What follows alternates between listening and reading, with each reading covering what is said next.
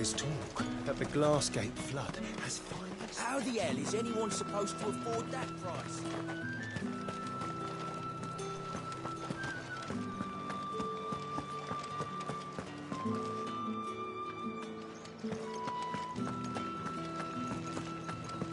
Did you hear? The gates to heaven. I want to see you again tonight, but the captain's late with our pay.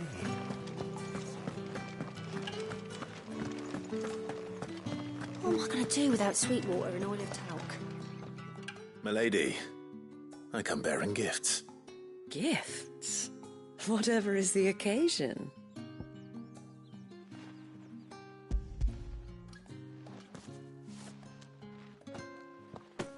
Oh my. Clive, you really have outdone yourself. Otto asked me to give it to you, to settle the Hideaway's debt with the Veil, and to compensate you for the time it took us to do so. You disappoint me, Clive. I thought you might finally be warming to me. Tell Otto he can keep his baubles. I tried to tell him as much the first time around. The man owes me nothing, nor does the Hideaway. My contribution to the restoration effort was made freely and willingly. It was the least I could do. You once told me Sid did you a kindness. I'd like to do the same. Please, accept it. For my sake. And for Otto's. For all of us. For all you've done. It is rather fetching, isn't it? Very well. Otto is lucky to have you, Clive. I doubt anything could ever replace his son. But you and the others at the Hideaway are the closest thing he has to family. Otto had a son. Long ago, yes. Sid told me Otto lost him when he was just a boy, and blamed himself for not being able to stop it. I don't know how it happened, whether there was anything he could have done, but it was clear that it weighed heavily on him. I didn't know. How could you have? I doubt anyone did. Besides Sid, I've never met a man more keen to bear his sorrows in stoic silence. An ill habit, given that both have always been surrounded by friends desperate to help them. I'm beginning to see that.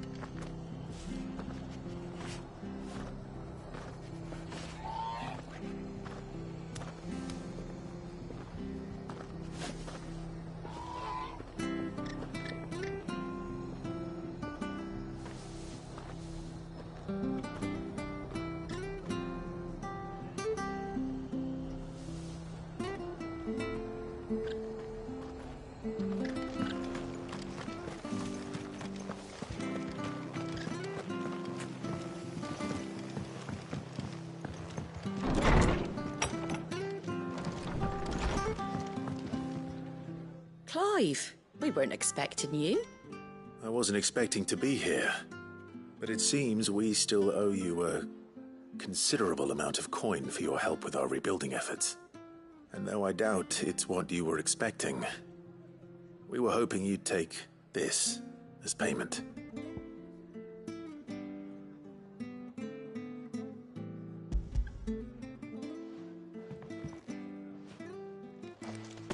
A star ruby? I can't accept this. It's worth at least twice what you owe me. More if you can find yourself the right buyer. Think of the difference as interest. Interest? If word got out I charged that much, no one would ever borrow from me again. Anyway, why are you the one here asking me about this? I'd have expected Otto. Bit your debts, isn't it? The old goat working himself to death again? Something like that. Most days I think he's the only reason the hideaway's still standing. Same as always, eh? Back when the place was nothing but a twinkle in the eye of a recently retired Lord Commander, word is he was the first one Sid reached out to. Probably knew that without his strong arm and level head, the idea would never get off the ground. Sid may have been the face of the hideaway, but Otto's always been the backbone. And when Sid passed away, we were all worried that would be the end of it. That Otto would just give up. His death was hard on everyone. But it must have hit Otto hardest of all. But he didn't give up, did he? Quite the opposite, in fact. If I recall, he was the one who nominated you as Sid's replacement, and rallied the rest around you. I reckon what he saw in Sid, he saw in you too. And don't we all? Doesn't hurt that you're half as stubborn and twice as handsome, neither. That, and you keep good company. I suppose I do.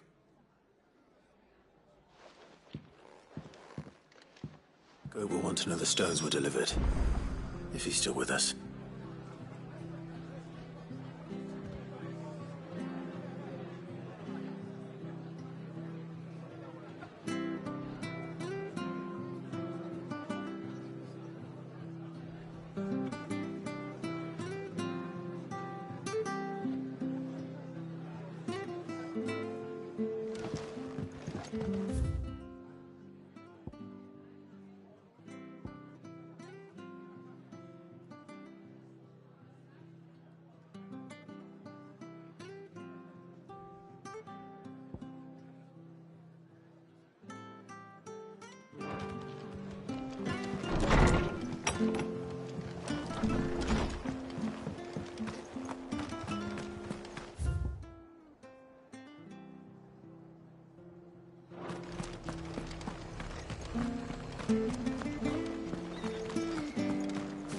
She had a man of Grieger. Please, teach me how to fight. I'll spar with you.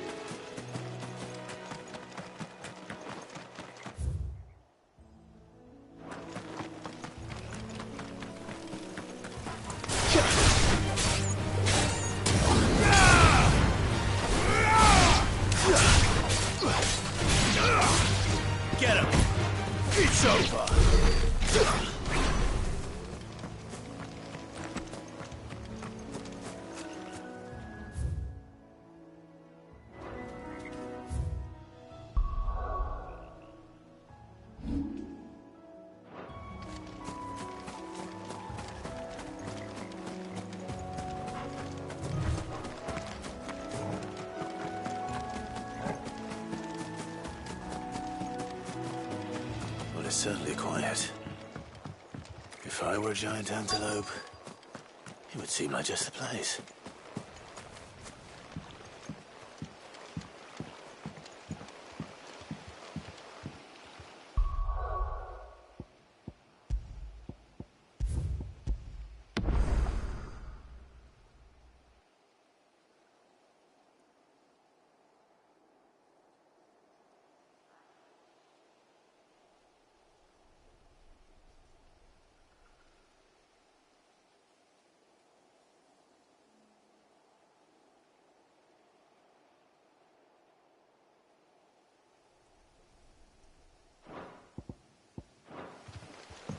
I doubt we'll find one bigger than that. You hungry, Torgal?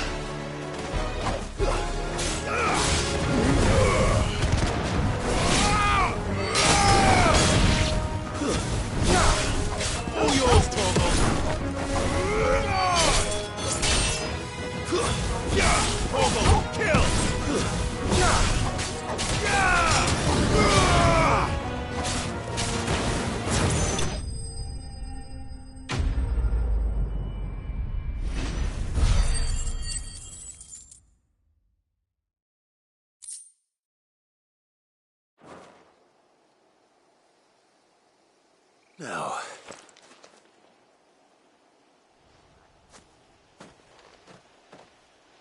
will it be enough, I wonder?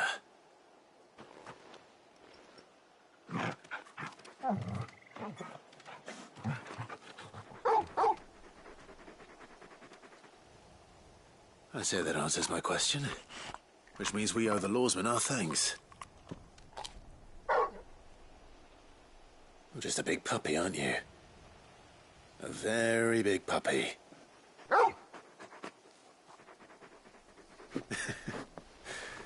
You do know you can take that with you, Torgal. Lady Karen will be relieved to hear you've got your appetite back. Come on, boy.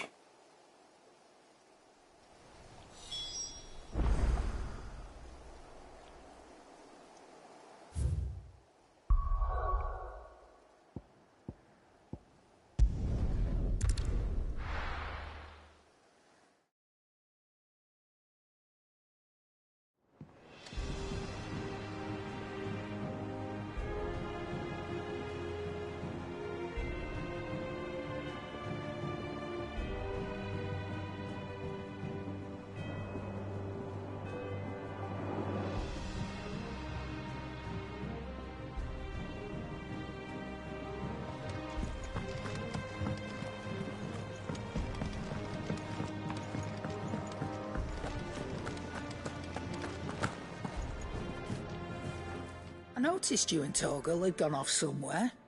Take him for a walk, did you? You could say that.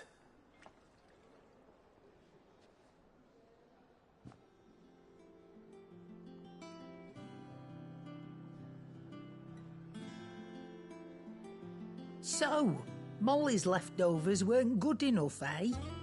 That'll teach me for treating you like you're still a pup. All right, no need to shout. Now we know what you're after, I can see about getting some in. Speaking of which, I brought one for later. Can I leave it with you?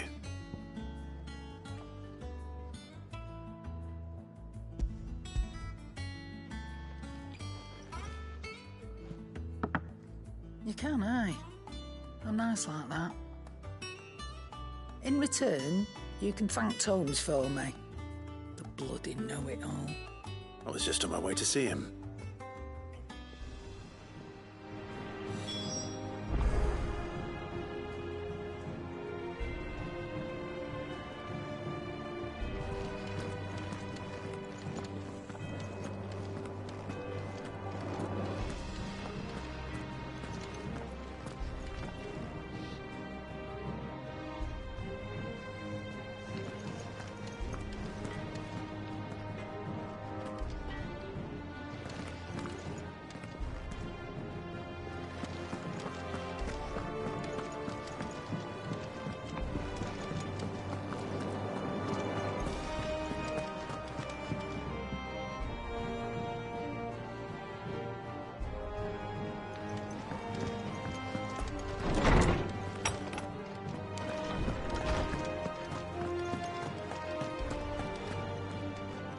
Ah, Clive.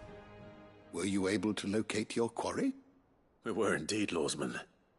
You pointed us in exactly the right direction. And Torgal's been a very happy hound ever since. Very good, very good.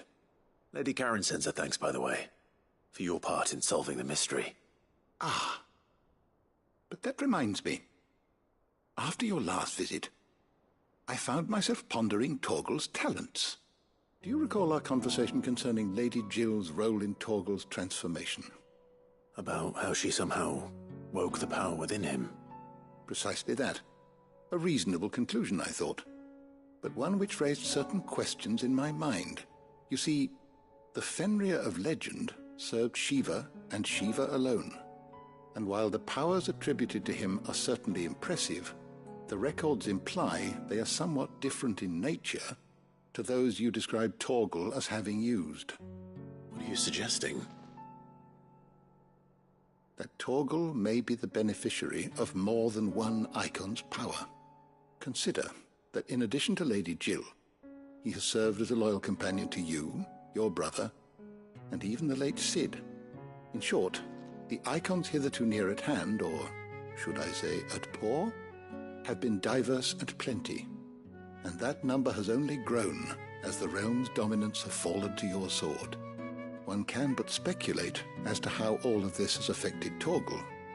He has seemed more fierce of late. And if I am not mistaken, he will grow fiercer still. We are fortunate indeed to be able to count him amongst our allies and not our adversaries. Oh, he's more than an ally. He's a friend.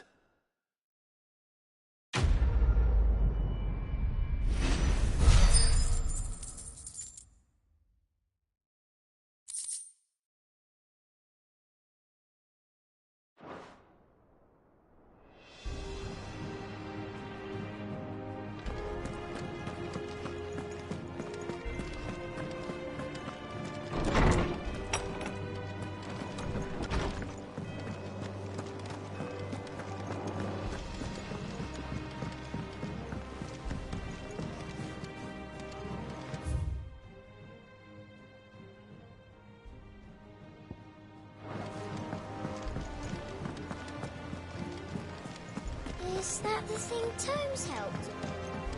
Mid told me she was building a ship.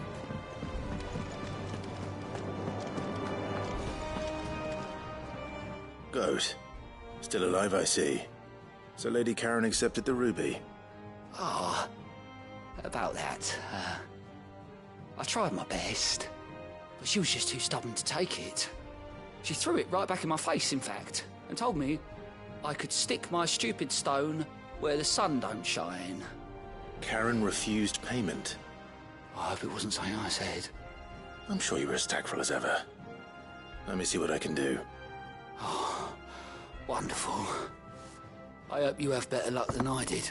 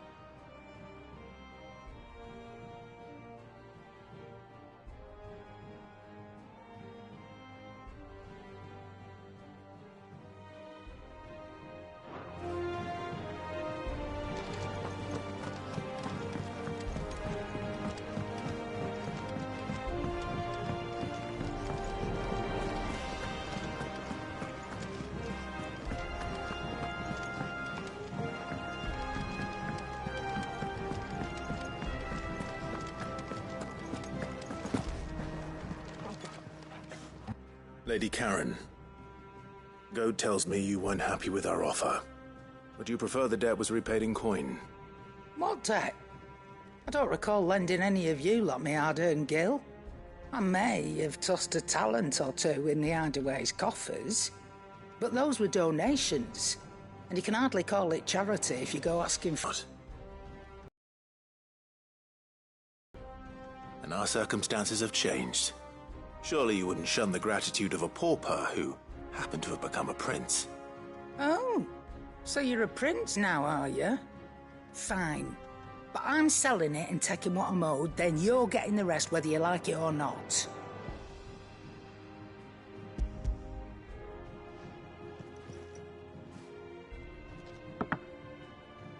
Where'd you even get this? A decent trader might nab 1,000 talents for a star ruby. A canny one, meanwhile, might claim it were nicked from the belt of Sid the Outlaw himself and ask twice as much. Might be I already have a buyer in mind. Might be you even know her. A fine continental maid whose beauty's only eclipsed by a guile in commerce. You wouldn't mind, would you? Not at all. Just be sure to tell her that it's always a pleasure doing business.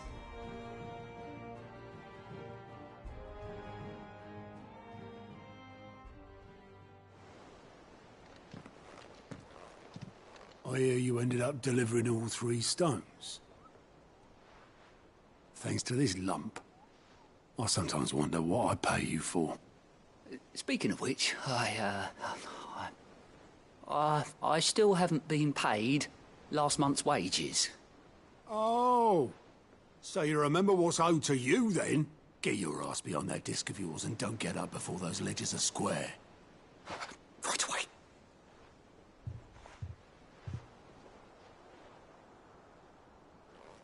I've seen that before.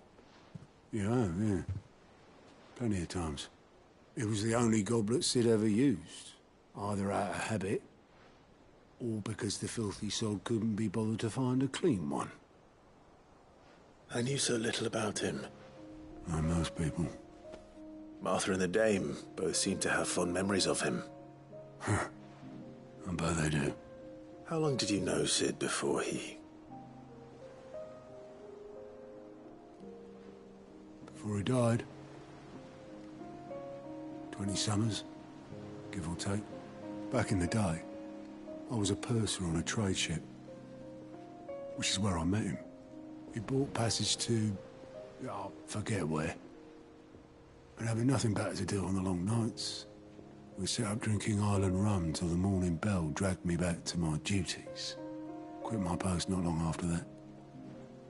On account of making a fine maiden's belly fat. But me and Sid stayed close, promising we'd one day sail the seas again. That was before fate stepped in and said she was having none of it.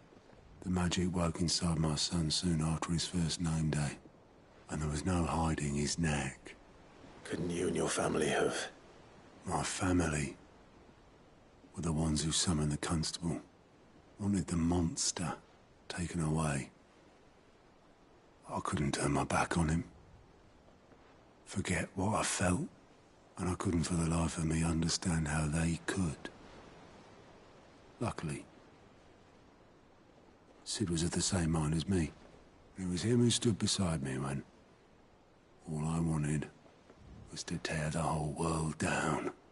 Him who cried for me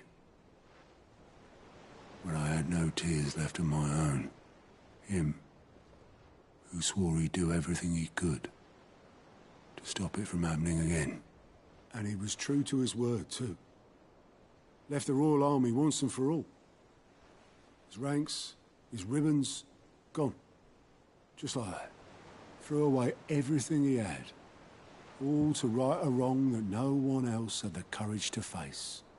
I knew then I'd follow that man to the ends of the earth.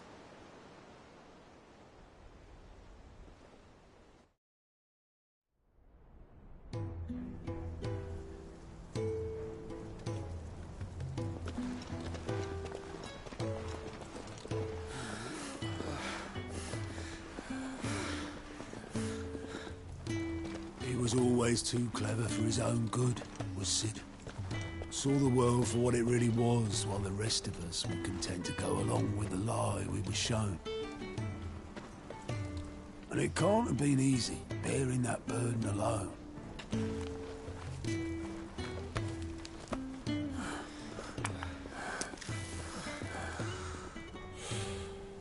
But he didn't let it stop him. He never lost faith in what he believed was right. And that gave us faith in him. Faith he'd steer us true. So I swore to myself that I'd always be right behind him, ready to catch the stubborn sod, if ever he should fall.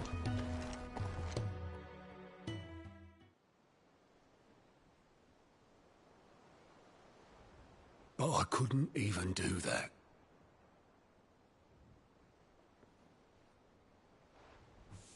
Ignore me. Just the ramblings of a tired old man. Leave that lot. I'll tidy it up in a bit.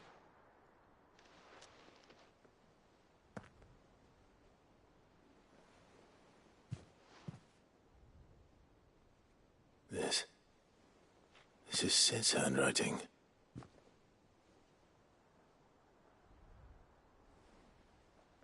Dear Otto. I may be drunk, but I wanted you to know this place would be fucked without you. Love you, you grumpy old sod.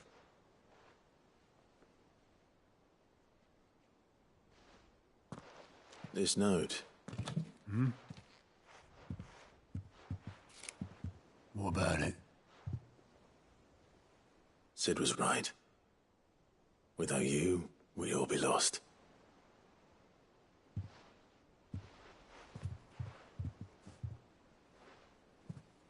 He should have bloody well said so then. Just once. Before he went. But then, why would he? Him, or anyone? I'd only have told him to piss off.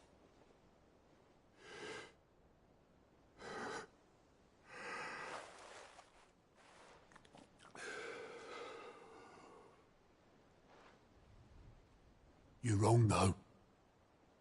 Both of you. It was never just me keeping the hideaway afloat. It was all of us. I just shoved people in the right direction. I barely seem to be able to do that anymore.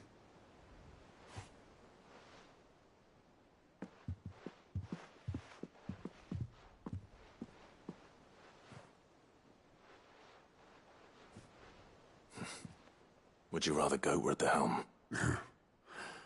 Well, maybe I've got a few more years left in me. I'm going to hold you to that, Otto. Before you go, Sid would have wanted you to have this. But that's... This'll do me.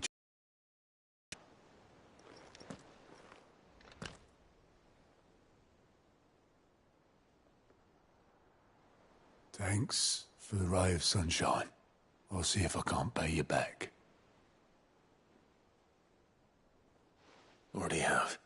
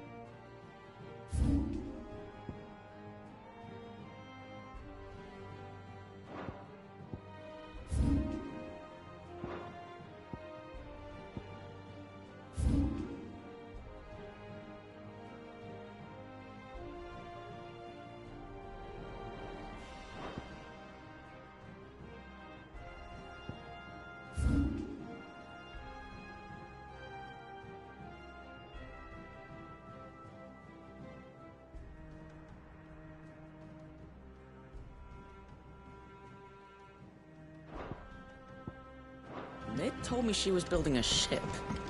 Really? Is that the thing Tomes helped to build?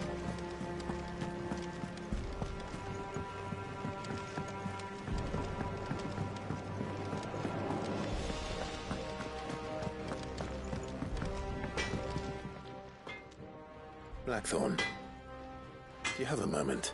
Not really, no. This won't take long.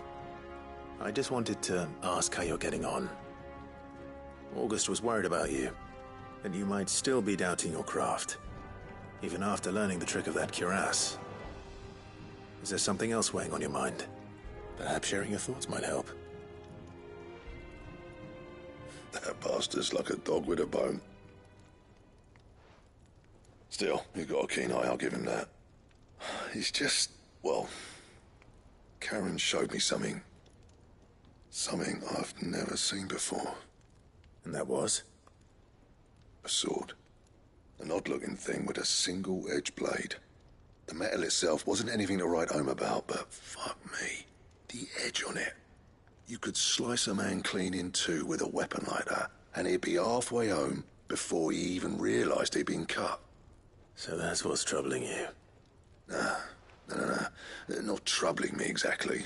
More distracting. Can't stop thinking, how do you get an edge that sharp? It's driving me mad. And if you knew how to do it, we could arm the curse breakers with even better blades. That's about the size of it, yeah. I'll see what I can find out. Sharper swords are always welcome, and we can't have our master blacksmith being distracted. You're a soft touch, you know that. But I can't say I'm not grateful for it. Good luck, eh? Thank you. Let's see what Karen knows about this sword.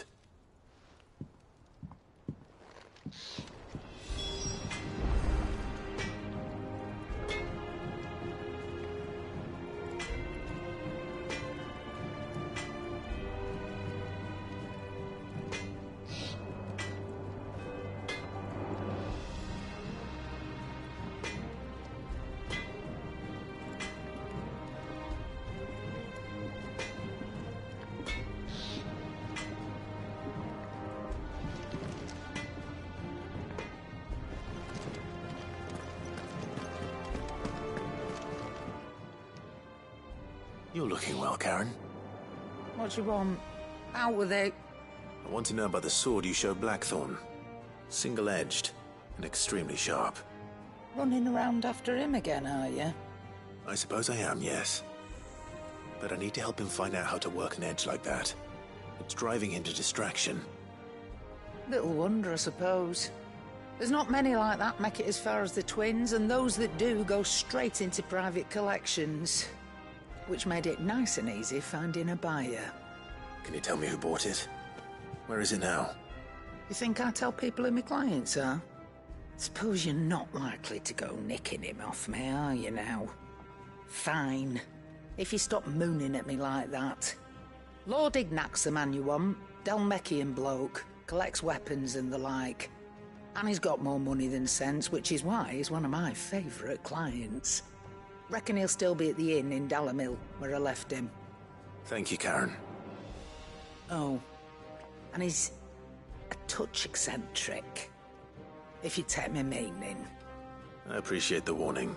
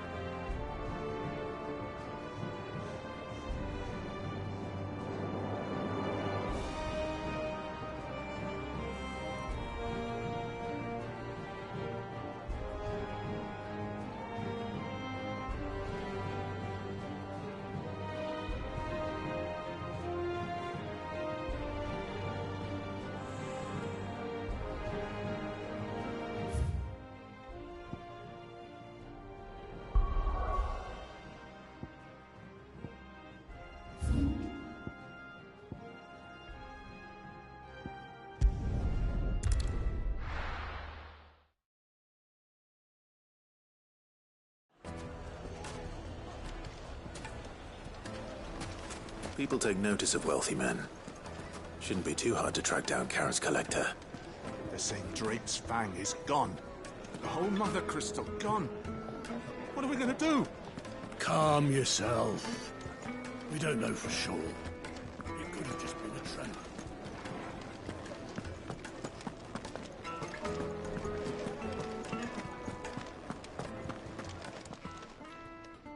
My reputation will be ruined! Ruined! Calm yourself, Lord Ignac, I beg of you, before you do yourself a mischief. Pardon the intrusion, but... Out! Get out! I paid for these rooms so I wouldn't be disturbed. Leave me be! Please, allow me to apologize. His lordship is going through a difficult time, and he's never been fond of guests arriving unannounced. Radim! Get rid of the filthy oaf this instant! Very good, Lord Ignac. Would you mind stepping outside for a moment?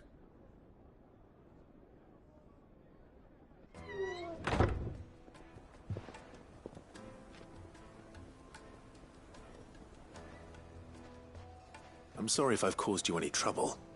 That? Oh, no. That's just how his lordship is. Though the morning's events have left him somewhat fractious. He has been dispossessed of his luggage, you see. The thieves also made away with a considerable amount of coin. Coin the innkeeper will soon be keen to collect. I don't suppose a certain blade was among the stolen items. A single-edged sword. It was purchased from a merchant friend of mine. Ah, you know Lady Karen. Yes, I'm afraid it was. Then I'll retrieve Lord Ignac's luggage. But I have one condition. You have but to state it. You are welcome to anything that is within my power to grant. I want an audience with Lord Ignac. A few minutes should be enough. Then I'll be on my way. A condition I would be a fool to refuse. Of course, you shall have your audience. I don't suppose you saw where the thieves went. I did not, no. Though some discreet inquiries made on his lordship's behalf mean that I know where you might find them. The bandit's bed. Every ill-gotten coin in Dalamel is said to pass through that disreputable corner of the Valcroy. And that's where I'm heading. I shall speak to Lord Ignac in your absence, and arrange for an audience upon your triumphant return. That will be very kind of you. Farewell, and best of luck.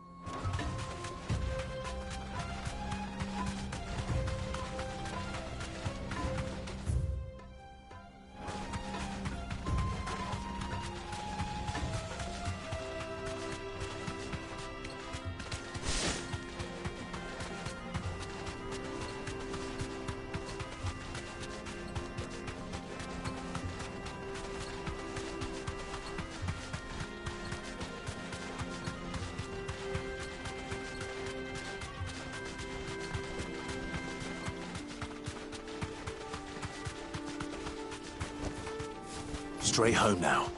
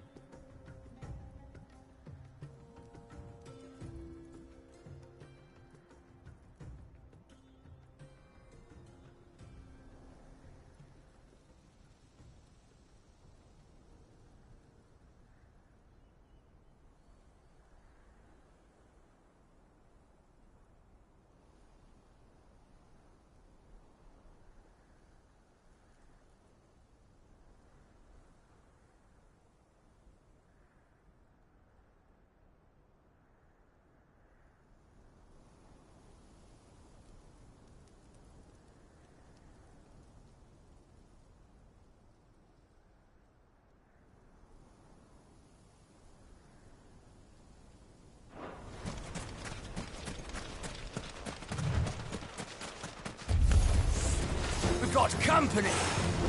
Come on, lads, let's tear the bastard's head off!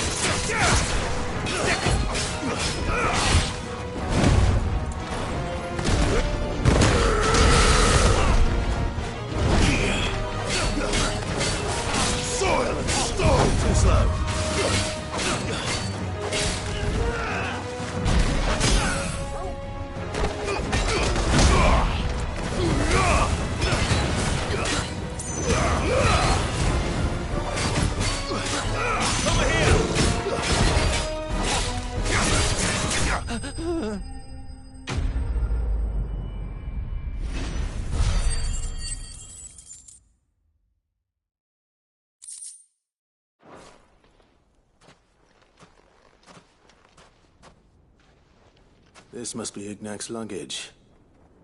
Nothing seems to be damaged. All right. Let's get it back to Dalamel.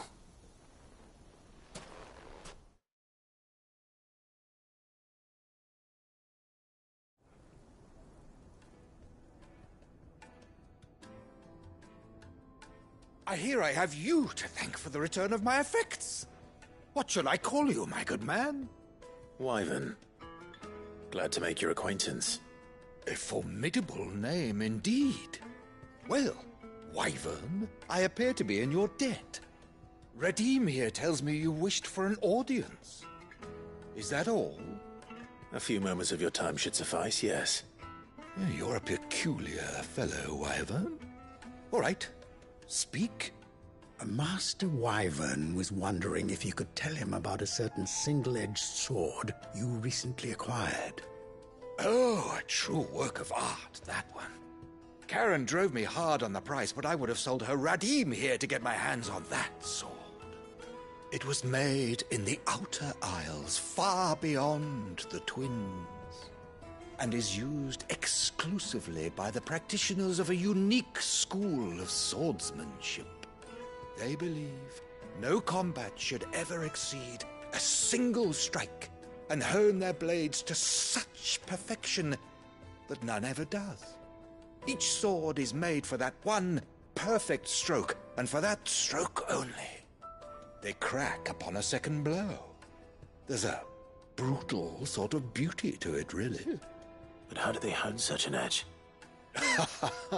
Fine question. Why, they use a whetstone, of course. Whetstones, rather. A whole array of them, ranging from the coarse to the fine. 10,000 licks with the sharpening stone, then 10,000 more. But it is the final stone which lends the blade its legendary sharpness. A mineral quite foreign to this great realm of ours. And that is the key. The secret ingredient. Wyvern, it occurs to me that my little lecture is hardly equal to services rendered. Take this, together with my regards. The very stone of which I spoke, far rarer among collectors than even the blade itself, and a far more fitting payment. Thank you. Pardon the intrusion, my lordship. However, it is long past time we prepared ourselves to depart. So it is. I am locked in bitter competition with a rival collector of curiosities. I am one step ahead of the unscrupulous scoundrel, but he is hard at my heels. Are there many other collectors out there? Too many to count, but only one do I consider my nemesis. Lord Byron Rosfield. And is a perennial thorn in my side. I can imagine.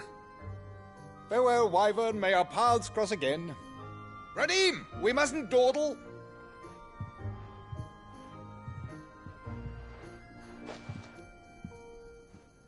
I think his lordship is rather taken with you, Master Wyvern. Thank you again for your assistance. Coming, my lordship. I'll be right there.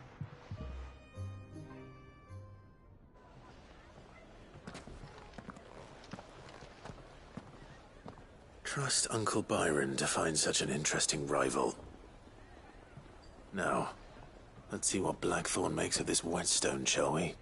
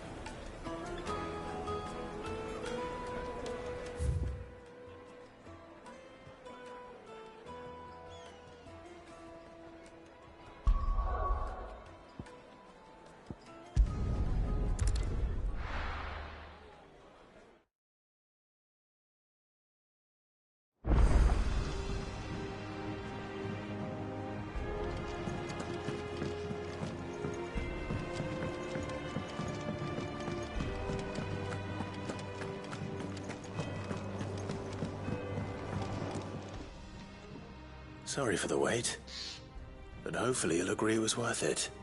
You learned something about that sword, then? I did better than that.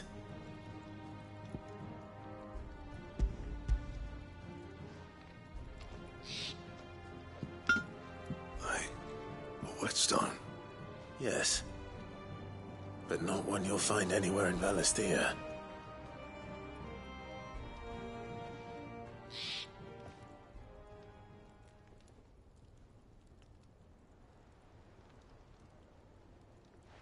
No wonder I couldn't get the same finish on the grinding wheel. One hit and all done, eh? Might not be so bad if all you ever fought were duels. But good luck on the battlefield. Your second opponent would be your last, no matter how good you were. Is there some way it could be used to give the curse breakers an edge? I think so, yeah.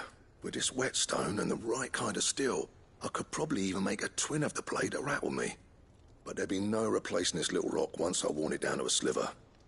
I reckon we get a dozen swords from it, if that. Swords that the curse breakers wouldn't know how to wield properly, and that would see them through a single fire piece. Nah, no point trying to copy that thing. Be about as much use as a wax anvil. But finishing our blades with a whetstone this fine, now that's something to consider. And what's finer than fallen masonry, eh? Or more hard-wearing, for that matter. Just imagine it. Good Valisthian steel with an edge as sharp as any found in the Outer Isles. I won't make a copy, nah. I'll make something much better. I'm sure the curse breakers will be delighted. Just don't push yourself too hard. Don't you worry about me, sunshine. I've been working day and night since I was half your age, and I'll still be here when you're long gone. Hey, thanks, Clive. I mean it. I owe you one, August too. It's good to know someone's looking out for me. He'll be happy to hear you said that. And I'll see that my debt to you's paid. First new blade I make's got your name on it. You come and find me when you've got the materials. All right.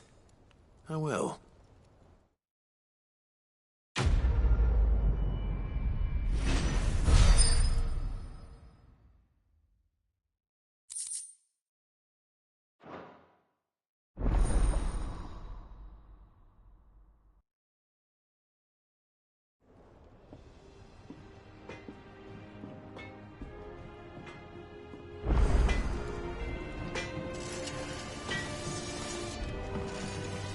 What do you need? So, what'll it be?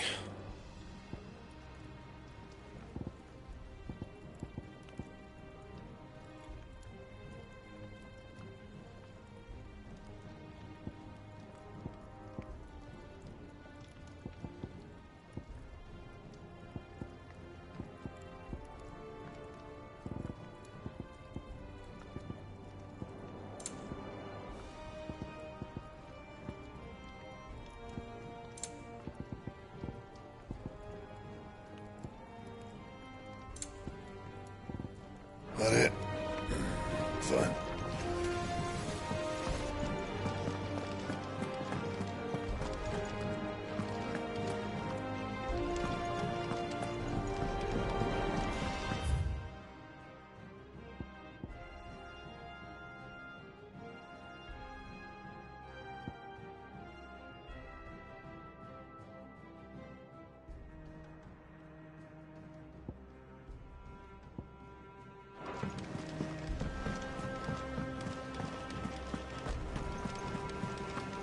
Is that the thing Tomes helped with? Mid told me she was building a ship.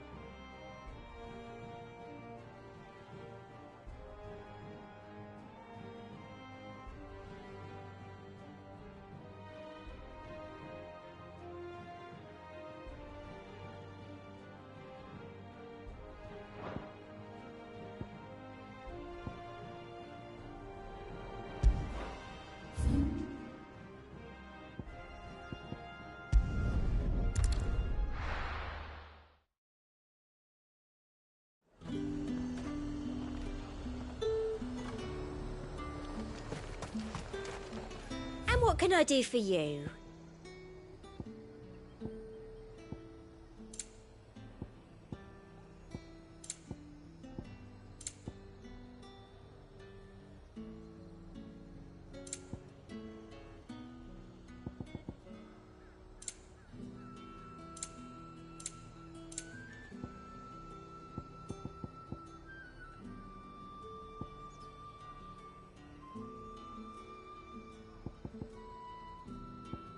I'll be here if you need me.